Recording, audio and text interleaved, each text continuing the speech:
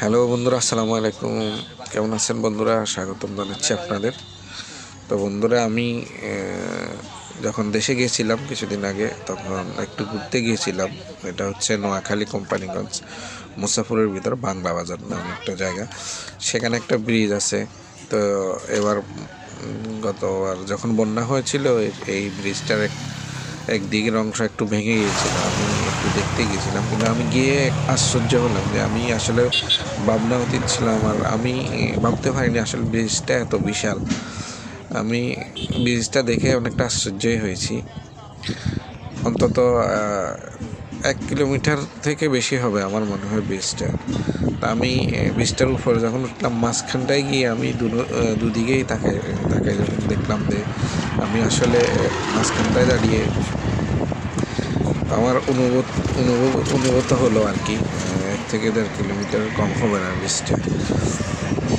তো অনেক বিশালই ব্রিজটা। এই অংশে নদীটাও চওড়া, যেহেতু এটা হচ্ছে যে বেড়িবাঁধটা যেটা ভেঙে গেছে, সুইচ গেটটা ওটার কাছাকাছি, ওটা থেকে একটু আগেই। তো এখান থেকে হচ্ছে নদী যত আগে বের হচ্ছে তত একটু চওড়াই হচ্ছে। ভিতর থেকে নদী যখন এদিকে আসছে একটু চওড়া হতেছে আর কি। তো এখানটায় এসে নদীটা অনেক খরস্রোতা এবং অনেক চওড়া। তাছাড়া বন্যায় অনেকটা অংশ ভেঙে আরও বিশাল আকার ধারণ করেছে। তো এখন যে পরিস্থিতি, আসলে এখানকার যা দেখলাম, আশেপাশের ভাঙনটা অতিমাত্রায় হচ্ছে আর কি। আর এই অংশটা ব্রিজের আশেপাশে, এই অংশটা নদী আমার মনে হচ্ছে এখনো অনেক গভীর হয়ে গেছে। এখান থেকে স্রোতের সাথে বালু সরে গিয়ে, মাটি সরে গিয়ে আরও গভীর হয়ে গেছে নদী। আমি যখন ব্রিজের উপর দাঁড়ালাম, ট্রাক যাওয়ার সময় আমার ভয় লেগেছিল অনেকটা, কেন ব্রিজটা কেঁপে উঠেছিল এবং নিচের দিকে একটু ডেবে গেছিল। আমি জানি না আসলে এই ধরনের ব্রিজে, এই বড় ব্রিজগুলোতে নিচে স্প্রিং ব্যবহার করে কিনা।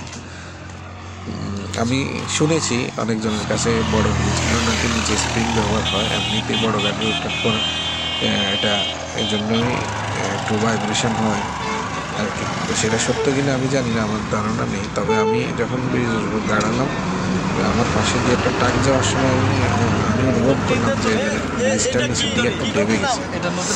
তো আসলে বড় ব্রিজগুলো কি এরকম হয়? আপনারা কেউ জানেন? বড় ব্রিজগুলোর নিচে স্প্রিং ব্যবহার করা হয় কিনা। এই তো আর কি, মোটামুটি ভালো লাগলো আমার এখানে এসে। ধারণা করিনি এই ব্রিজটা আসলে এত বড়। আমি শুনেছি অনেক বছর যাবে এখানে আমাদের ওদিক থেকে লোকজন আসে ঘুরতে। তো আমি এবার ছুটিতে দেশে যাওয়ার পর এখন তো আমি চলে আসছি। আমার ভিডিওগুলো আমার কাছে ছিল, আমার মোবাইলে ধারণ করা, এখন আস্তে আস্তে আমি আপলোড করতেছি আর কি।